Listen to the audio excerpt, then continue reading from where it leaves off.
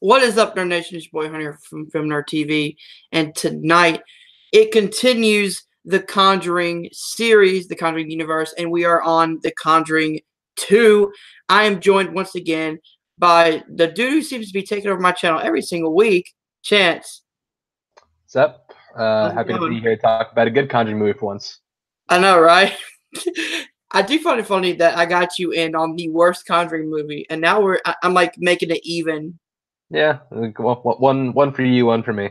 All right, so Chance, start with your opening thoughts on The Conjuring 2. Well, yeah, I went on record last time saying I was a huge fan of the first Conjuring, and it was a monster hit. It made over $300 million on $20 million budget. I want to say it was.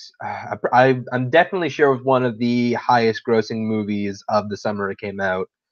I'll fact check that later, but yeah, I mean, sequel was inevitable.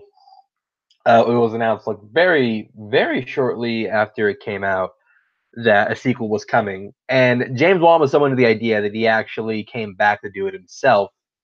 So like a lot of eyes were on this one, and yeah, I think they really delivered. It pretty much. I'm not gonna say it took the right lessons from the first Conjuring movie. It took that same uh it took that same approach to building scares and building suspense and building like tension atmosphere, which is something that James Wan himself is really good at, while at the same time bringing in like new twist. I mean, this one takes place. I mean, it's another poltergeist because that's what the Warrens did for a living, so it's gonna have that repetition in that sense. But this one's in England. It centers around a little girl. I have the case name if you want to hear what the actual case was It's called. it's like it's like the Enfield poltergeist, right? Yeah, the NFL Poltergeist or the infield case, I believe is what Yeah, the like original title it's an was. Enfield. It was an Enfield. It was in England. So yeah, it does lend itself to a lot of new interesting ideas that I think they really explore really well. Yeah, and what I like is after watching the first Conjuring, I ended up doing like diving deep into research about the legit Warrens, like the real people. And the fact, and I'm so stupid that I didn't bring this up on the first one, but that James Wan actually got to sit down with Lorraine Warren and really get that firsthand experience from the person herself. That really, I guess, adds like a realism to the movies, Yeah, especially like James dealing with Wan. James Warren. Wan did his research when doing these movies. Yeah, and you could tell because especially at the end of this one, which we're gonna jump to the end credits real quick, you actually see like real photos of the families involved. You know, the Warren family. You see them. You hear real So, audio. yep, you hear the legit audio that they got from um, what's her name, Janet, I believe. Yeah, I think her name was Janet, if I'm not mistaken. Yeah, um, and the fact that Juan really took care of this property and took care of this family story in a way where of course, it's Hollywood. They have to add some stuff to it, but you th- you would think that this was like really happening because of the way James Wan just directs it, the camera movements, everything like that was just spot on. No, yeah, absolutely. So, why don't I start? Want to just dive into it? Yeah, you can start wherever you want, unless you want to start like right at the beginning. Yeah. Well, the movie starts off at actually what is considered the Warren's most famous case. It actually starts at Amityville, Yep. which of course the Amityville horror. This is probably the most famous case they ever took on. I think the only reason they haven't.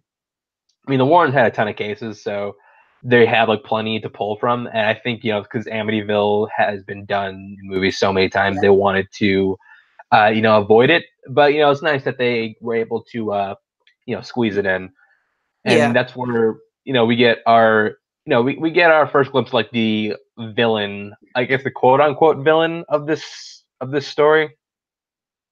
Yeah, because um if you're talking about the scene I think you're talking about, Yeah, Lorraine has one of her visions and which is what this is a great scene, and I gotta bring this up real quick. This is one of my favorite jump scare, but not really jump scare moments, which is what James Wan does so well, is that he builds the tension and then something pops out that has to do with the story.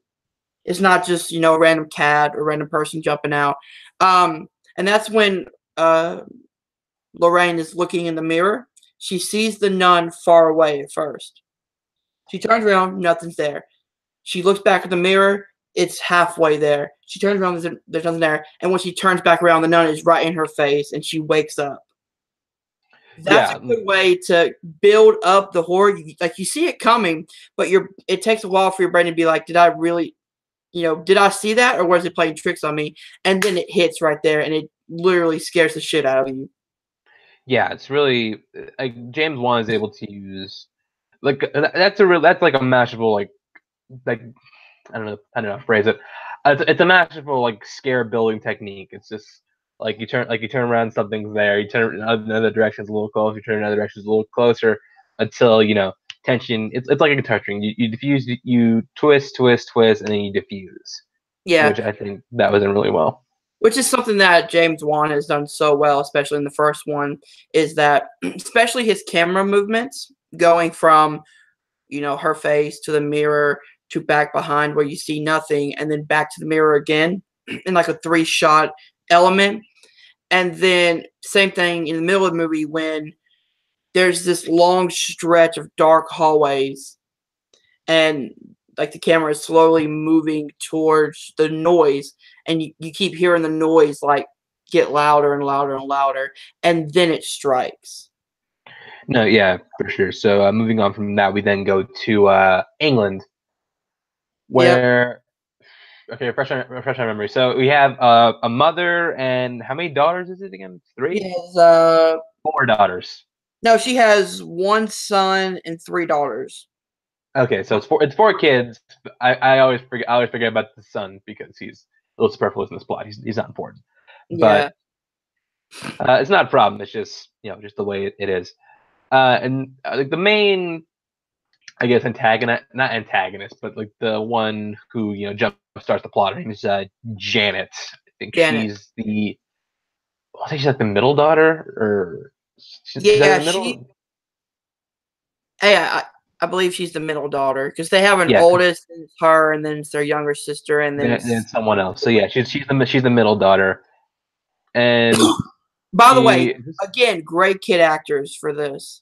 yeah, like James Wan knows how to. She knows how to work with kid actors.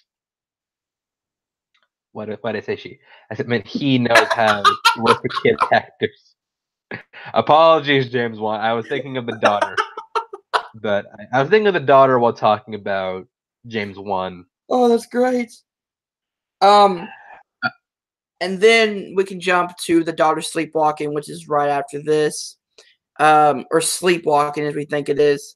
But she keeps waking up in the random chair in the living room, which you then realize is where the previous owner who passed away died. Pretty much, he died in that chair in his sleep. So you can kind of see like James Wan is putting a lot of effort into focusing on that chair because that chair really is where this whole thing kicks off, where the whole haunting kicks off, and it's kind of it's kind of interesting how she's gravitating towards the chair. At first, I didn't realize that. I was like, is she sleepwalking or is she just, whatever?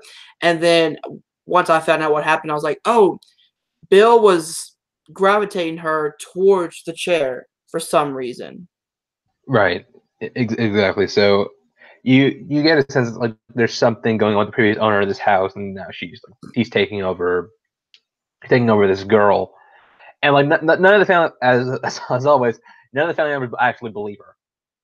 Yeah, but one thing I do like is how they're um they're forced to believe pretty much because they see it happening themselves, and then it's the family who believes it, but everyone else outside is like, well, kids can make up jokes.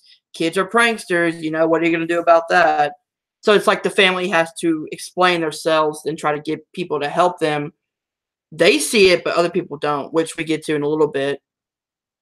Yeah. So after that, they put out a call to the Americans because they always got to come help somehow. The Americans. The Which, Americans, yeah. by the way, I do want to bring up something before we get that far ahead. I do like how this movie kind of gave you a bit more of the Warrens and their personal life. And like Yeah. Lorraine Yeah, saying, I don't want to do this anymore because I saw your death, is what she said. And, how you really become connected with the Warrens by the end of this film. Yeah, I mean, like the Warrens are probably some of the most fleshed out horror heroes, probably in just horror period. Yeah. They have personalities that are really likable. They're like really like you can root for the Warrens, and it's also due to Patrick Patrick Wilson and Vera Farmiga. Yes. Who both of them are excellent. They have really great chemistry. And Vera Farmiga, yeah, she's the psychic of the two. She keeps having visions of this nun, which nun, but really, I mean, it's bait for later movies. But we'll get to that later. About that though, I do like how they connected it to the story from the very beginning. Yeah, it makes sense, but like that is clearly sequel bait. Yeah, I get that, but like I like spin-off bait. I'm just glad they didn't like force a nun towards like the last 20 minutes of the movie. Yeah, I mean, yeah, it's built up from the beginning, so it does make sense and it does tie in well. It's a spin-off bait, but nevertheless, yeah, she sees a vision of Ed dying by being impaled by a tree, as you do. Yeah, as you do. Yeah, but she tells him like I don't want to do this anymore. But he's like, it's our mission. That's what we are here to do. Yeah, and one line that he says is, there have been cases that we have not taken, but we've never turned down a family who needed help. Yeah, which shows that like they're really in it just to like they want to help people. Mm-hmm. And it shows that they actually care about wanting to help families. Because they have a daughter too. They want to make sure that whatever family is in danger, whether it's the hauntings, paranormal, whatever, that if they can help, they will help. No, yeah, absolutely. So we move on. So they go to Jolly Old England, and they start just like getting to know the family. Mm-hmm. And that leads to the Crooked Man toy or whatever that they introduce. Right. Also spin-off bait. Which I'm not sure if that's even happening. Is it still announced? It is. It's still in development. I'm not sure if Which I hope it happens because we had 2 scenes with the Crooked Man and he is fucking awesome. Yeah, I mean, I would totally be down. I'd totally be down to see, Crooked Man movie. For what James Wan said he wanted to take with the Crooked Man was take that fantastical, childlike world and put a horror possession base on it. Which it does. It makes a lot of sense, and it could lend itself to some really interesting ideas. Yeah, but yeah, we have the Crooked Man song, which is the little it's like a little jingle. I can't remember the jingle all that well. Yeah, neither can I. So, but forget the jingle. Forget the jingle. Let's keep moving. Forget the jingle. And then we go on to where the Warrens show up. They do kind of a interview, which we hear at the end is the legit tape interview. Which one thing I do enjoy. Do you hear an echo? No. Okay. The one thing I do enjoy about this scene, and again, it goes to the camera work of James Wan, is Bill tells everybody he won't come out until they turn their backs. So when that happens, they all turn their backs, and as you see, the camera is still but the face of Bill starts morphing into screen. It's blurry at first, and you see just kind of like a head popping out. That's not the girl's. And Yeah, I mean, like, while all is going on, she's stuck in a. I'm not exactly sure what it is, but she's in like a compartment built into the wall, and she's like stuck in there. yeah, And yeah, like while this is going on, like while like, they all turn their backs and like the background's blurred, but you see the girl morph into the old man. Like that's yeah. some great effects work right there. Dude, that's insane. And again, I keep going to it, but this shows the importance of great camera angles and camera effects. Because when like, it took me a minute to realize, like, okay, hold up. And then my brain noticed that it wasn't Janet, and it was Bill, like Bill's spirit or whatever. I was like, that is fucking incredible. Yeah, that was great. Um, then right after this, um, which again they ask why Bill is doing this, and he simply says, "I'm here to torment the family. I like tormenting the family." Um, go ahead. No, yeah, I'm saying yeah, he has it out for this family. You never really know. You don't really know why, other than the fact that like they're in his house. Which again goes back earlier when Janet is at home. She's homesick. The TV starts going out. She hits TV. It turns off. You see Bill behind her, and he says, "This is my house. Get out." Yeah, and it's super quick too. Yeah, it's not like they linger on it. It's like boom, boom, boom, and then Like he's in frame. He there's a shot of him last maybe 2-3 seconds, yeah, and it's just yeah, like he's there and then he's gone. which is what you needed to do to set up Super what freaky. the entity was. Was you had to make it quick, and then as the movie goes along, you could start seeing Bill kind of mess with the family a bit. Like horror, like something that really something that really resonates with horror is that like it's what's the word I'm looking for? It thrives off of vagueness. Like with horror, like the vaguer you are, the more chance that scare or something will be. Yeah, without a doubt. Which is something that I absolutely love about this horror movie is that it takes its time. You know, it has some setup, and you know, you guys know the Warrens, you know what they do, you know what their mission's going to be. So when that happens, it's all about getting used to the family, and really, I fell into this movie, and I really ended up caring about this family, which is something that No, Annabelle did not do. yeah, no, you really do because like this family, you feel bad for them Hmm. because like the spirits leaving them. The spirits like not yeah. Something like with Annabelle, you clearly saw why they were being haunted, and they did nothing to try and stop it. This one, like they're not even doing shit. They're just like hanging out. They're just hanging out. They're minding their own business, and then they just start getting haunted for like no reason. So like it Yeah, really like makes them more victims. yeah, and It's, that's it's not like it's not like any of them like were like looking for a fight or like looking to summon a spirit. No, they were just like sought after for no reason. yeah. And one thing I like that I can say that they did better than Annabelle was that in this movie, when the family noticed something was wrong, they did the smart thing and went to anybody that they can think of to get help, And they also left the house. and they left the house too. It's like we are getting out of here. Fuck this.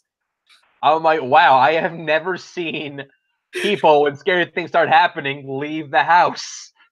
And to be honest, it's the smartest decision that nobody makes. Yeah, exactly. That's just perfectly. It's the smart decision. It's the smart decision that no one ever makes. I mean, Annabelle tried to do that, but they just failed on it completely. Oh yeah, no, Annabelle did that. Then it's like just kidding. We're moving to Pasadena because why not? Yeah. Um, the one scene that I felt was like heart wrenching a little bit was when like it starts with Ed getting this kids together and being like, "Have you ever been bullied? What do you do?" And the little boy's like, "They stick up for me." He's like, "The ghost or the hauntings, whatever. The spirit is that bully, and you guys have to stick together to beat it." And then right after that, the record player is not working, so Ed has to play the guitar, and he's making the kids laugh, and he's singing, and in this scene, I forget the song he's singing. Do you remember? No, I don't, but I know what you're talking about, though. Yeah, and you just see Lorraine over there starting to well up and cry because it's something about "I will always love you" or something like that that he's singing to her, but you can tell he's trying to make the kids feel better. No, yeah, exactly. And like Ed is so cool. Like I love Ed. Yeah, and this is actually a horror movie character who you like, male figure that you want to root for, which doesn't happen a lot in horror movies. No, it doesn't. It's usually the final girl. This one is the final. I guess the final couple. Yeah, But like they're not treated that way though. Like they're like genuine. They're like genuine like paranormal badasses. yeah, and that's the one thing I do like is that like you could tell the chemistry is there, Yeah, for sure. between the actors, and but that portrays on screen, especially at the end, which we'll get to in a little bit. Um, but they're paranormal badasses who do this on a daily basis. But this one is different because of the vision that Lorraine had. You could tell every move she makes, she's second guessing herself. She's worrying. She's doing everything that Ed would not want her to do. And at the end, you understand why through the entire movie, but at the end, it really hits it home. No, yeah, absolutely. And like, there's also a cameo from like other famous paranormal investigators who also worked on this case, which I Yeah, thought that was really interesting to bring him in and like flesh out the world. Like the Maurice Gross and Anita Gregory, like they also worked on this case, and I thought it yeah, was really interesting to bring them in also. yeah. And then, excuse me. Um, let's get to the part that I didn't like at first, but I ended up liking later on when they explained it. Which is, you find out that there's a video where Janet was faking. Right. And what I like about that is they're also playing on the part that kids lie. Kids like to play Kids make pretend. it up. Kids make shit up. But she's talking with, I believe it's her little brother, and he's like, "Why'd you do it? Why'd you fake it?" And Janet turns around and she says, "He told me he would kill you if I didn't have them leave." And that shows that Janet isn't just a dumb little girl. She knows what's happening, and she knows that the spirit would have killed her brother if she didn't get them out of there at any means necessary, even if that meant looking stupid in the process. Yeah, exactly. It's like the spirit, like Janet's not a moron, but neither is the spirit, because the spirit knew exactly what to do in order to get the Warrens to leave. Yeah. And then the Warrens leave. They say, we want to help them, but, there's evidence we work for the church. They would have sent us home anyway, which they would have.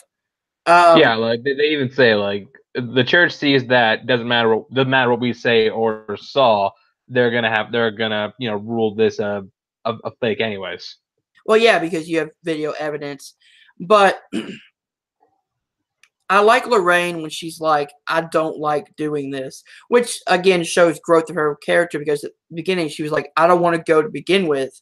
I wanted to stop this." And now that she's gotten, about, caring about that family and really got invested and sees, what's going on with this family, you know, she knows something is up, but she can't do anything about it quite yet. And that shows that she really cares about her job and cares about the family that she's with. No, yeah, absolutely. Then like pieces start coming together here because she starts, she starts seeing visions of the nun again. And I think who is it that told her about the power of a name? Let me see if I It was the father from the first movie, wasn't it? hold on.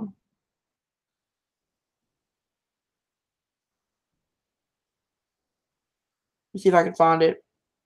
Yeah, 'cause, like I know somebody told her about the power of a name, and she realizes that she needs to figure out. She's trying to figure out like the name of this nun that might give her power over it.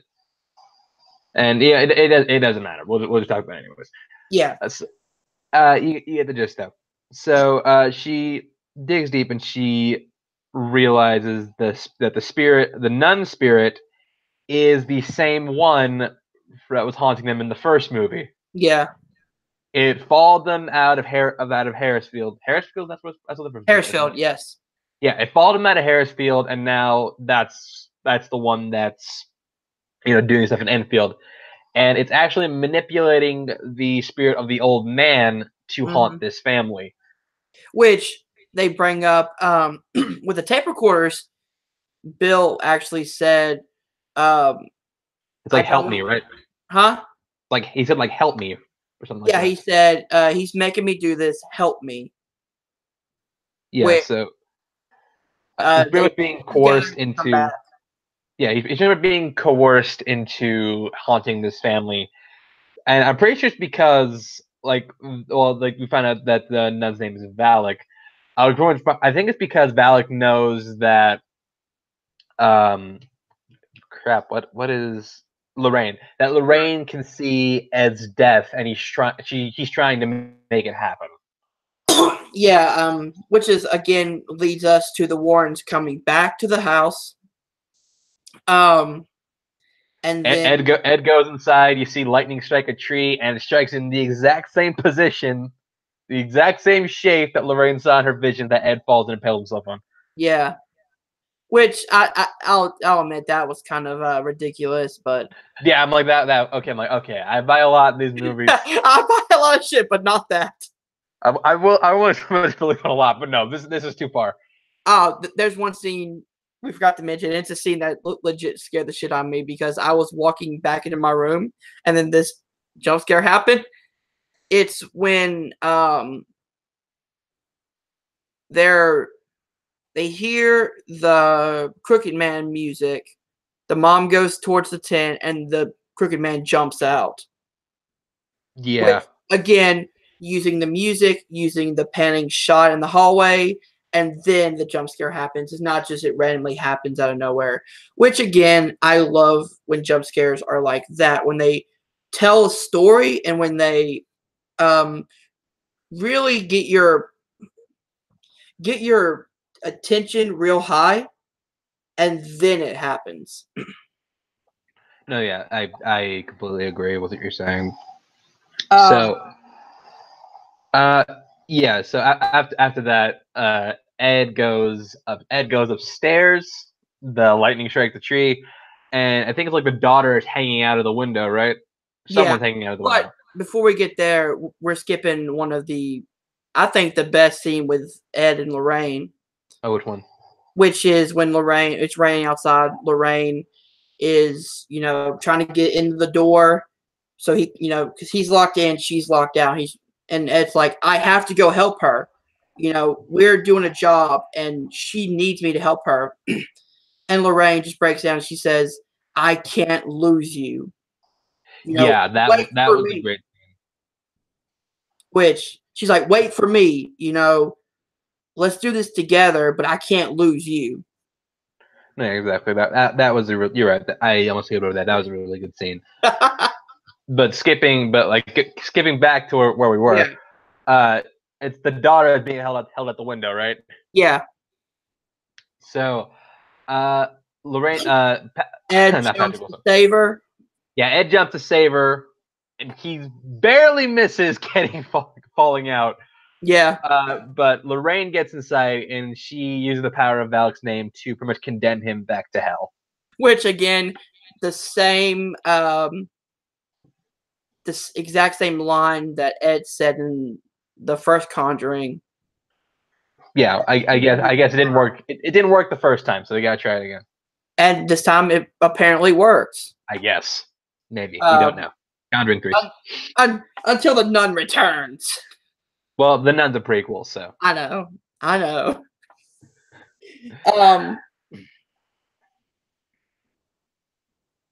And then they return home.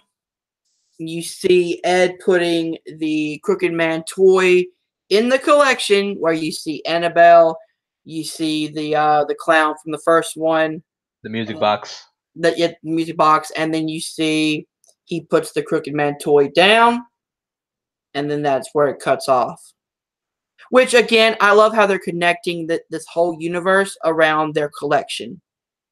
Yeah, exactly. It's pretty much just the Warren collection cinematic universe. Pretty much, because it's like they keep one piece of whatever mission whatever hunt they've been on, so you can really connect it through that, and then that's where it ends off. I dig that though. I dig that.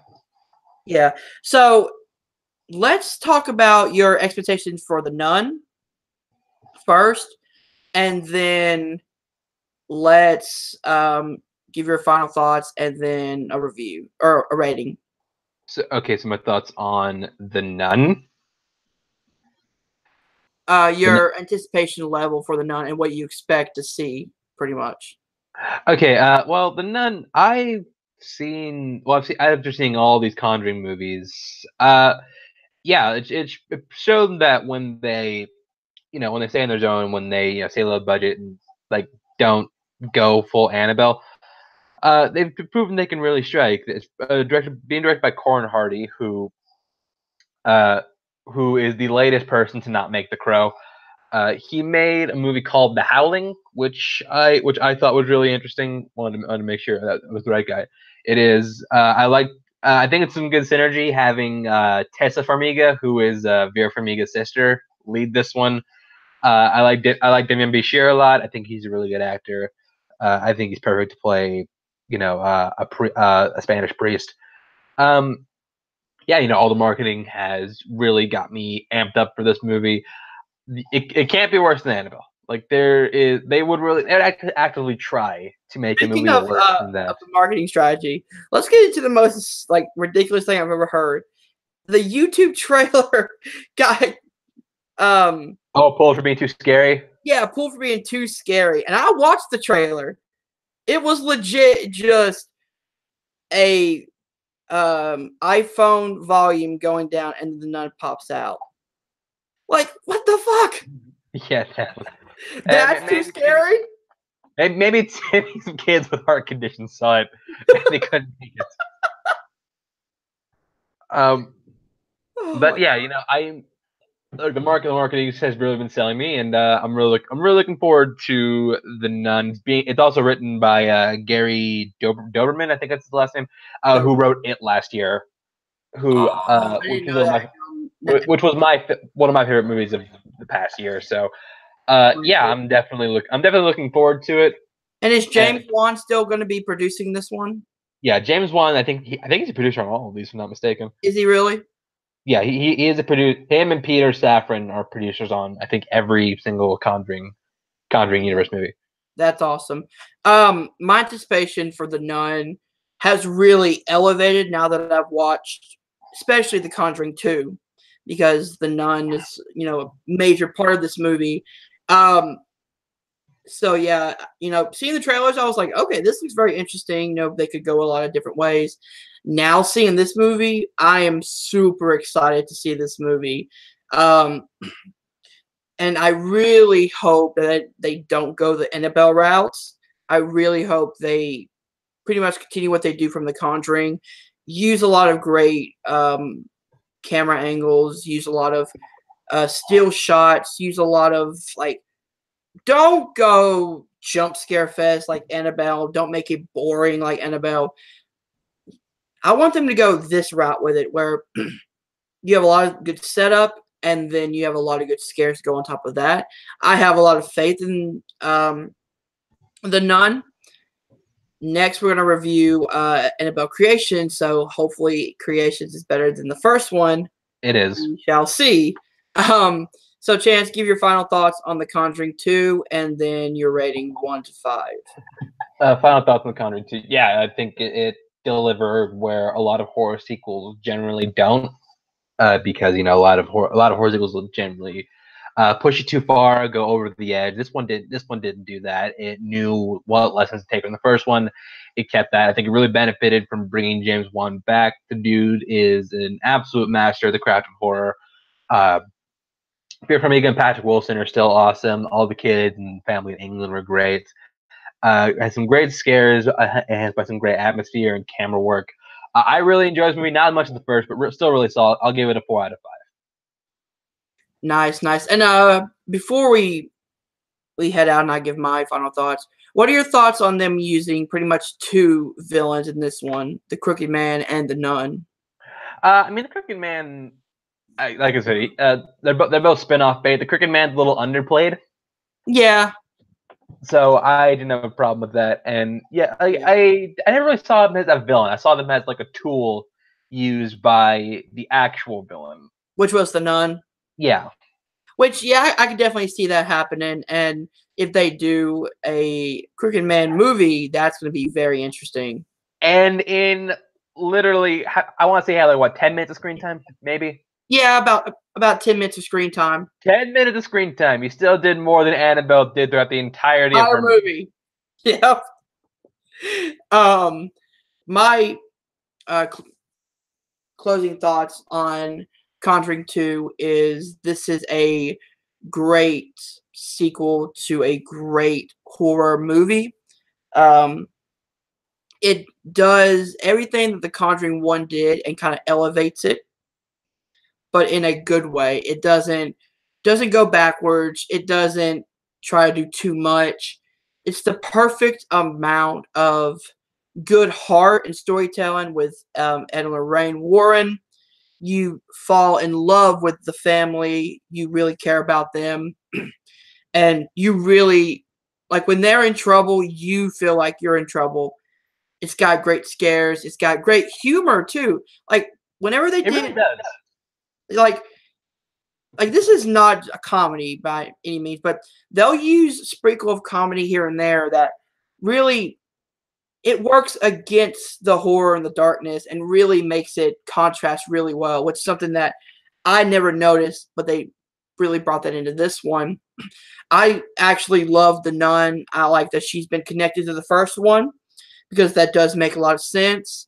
The Crooked Man, for the 10 minutes of screen time he had, I felt he was fucking awesome. He looked like the design of the Crooked Man was also amazing too, where like you only see half his face, and then he got the teeth. The way he moved was also like really really weird and creepy. Yeah, like he moves like side to side and like really like lopsided. It was perfectly done. Just everything about this movie steps it up from the first one. I don't know if I like it better than the first one. I think I still like the first one a bit more. But this is a great sequel to really a great cinematic universe. There's only been 2 that have done it well. 3 for me, but the Conjuring. Yeah, you're not throwing DC in there. I am throwing DCU in there.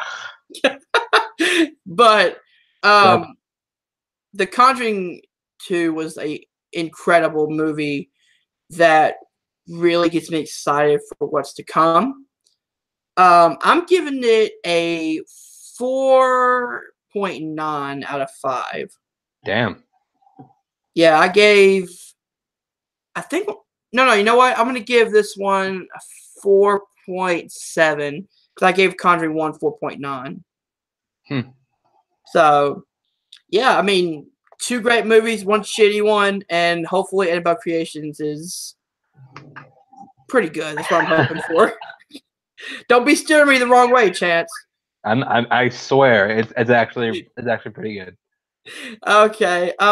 Anything else you want to say before we do our closing? Nah, that's it. All right.